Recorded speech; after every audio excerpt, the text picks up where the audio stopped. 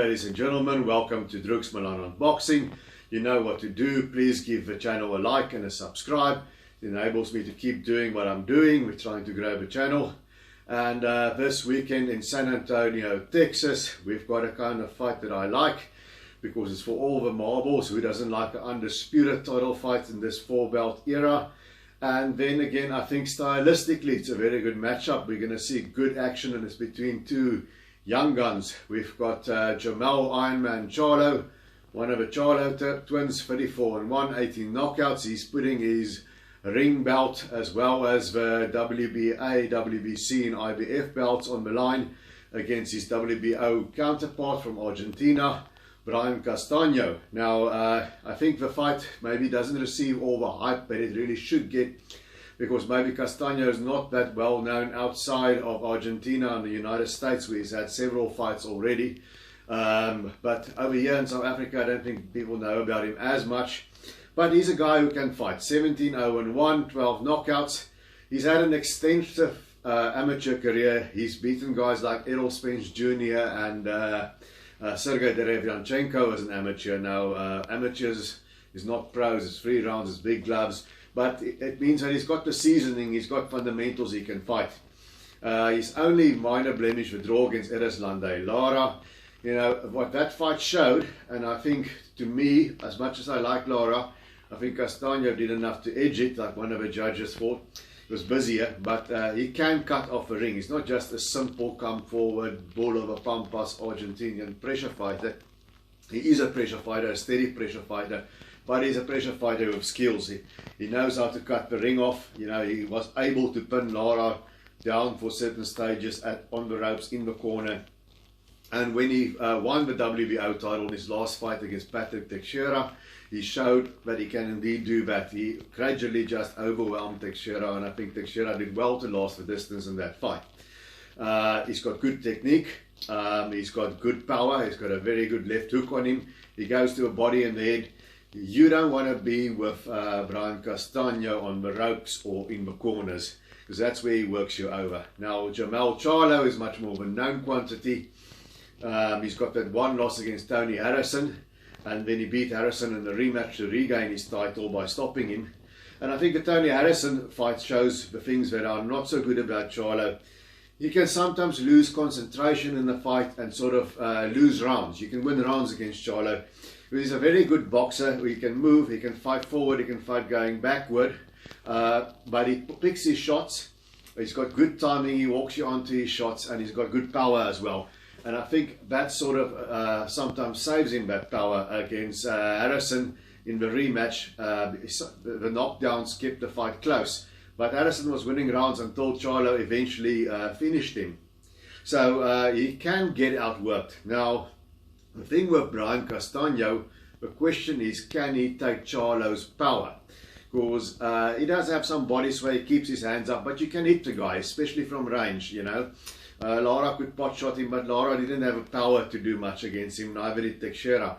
He's very sturdy. Now the question is, can Castano take what Charlo dishes out? If he can't, Charlo can make the fight easier on himself before it gets difficult by stopping him. But I suspect Castano is going to be able to take what Charlo dishes out. If we look at Charlo's last fight, Jason Rosario, very impressive.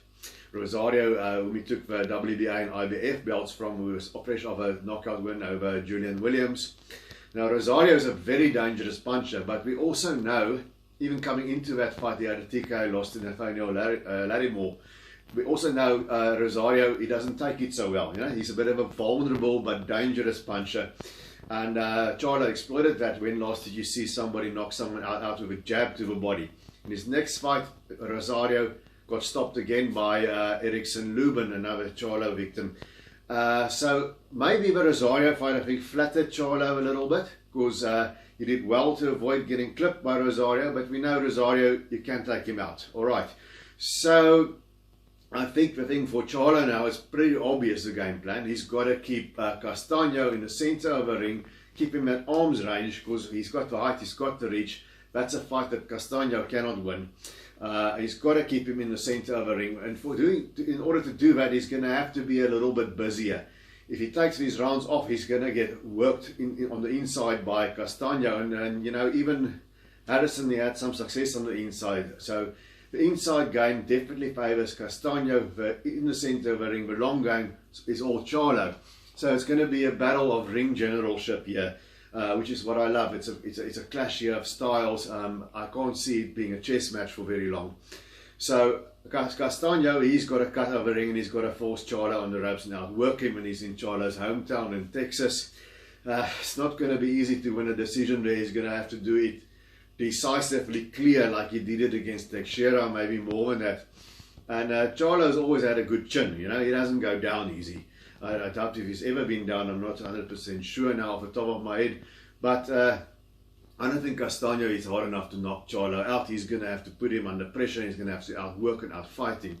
And something like that has happened before with another Argentinian. Remember, Marcos Maidana fought Adrian Broner. I believe that was also in Texas somewhere.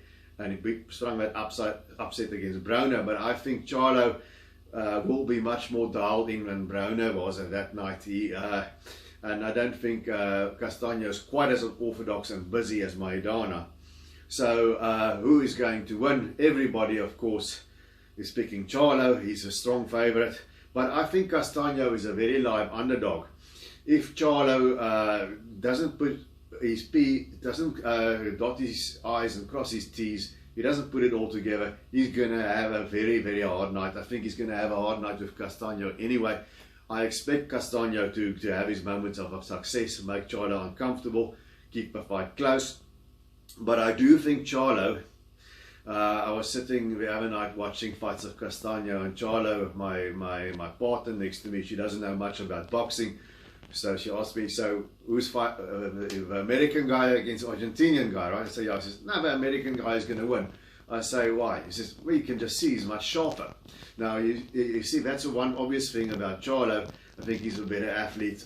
He's quicker. He's got that hand speed. He's quicker. I think he does have enough power to keep Castano honest. I'll be surprised if he stops him. It's possible. It'll be very impressive if he does. But I just think he's got that quickness. He's a slightly better athlete. Castano is not going to be able to win the fight by a country mile, which he'll need to do. So I think in the end, Charlo might score a flash knockdown, something like that, which will get him over on the rounds, maybe a 10-8 round somewhere. So I'm thinking Jermell Charlo is going to win a close decision, a 2-pointer, something like that. But don't count out Brian Castano. The guy is motivated. He's got the right kind of background to spring this upset. He wants to follow in the footsteps of some Argentinian greats. So he wants to be a Carlos Monzon or Sergio Martinez.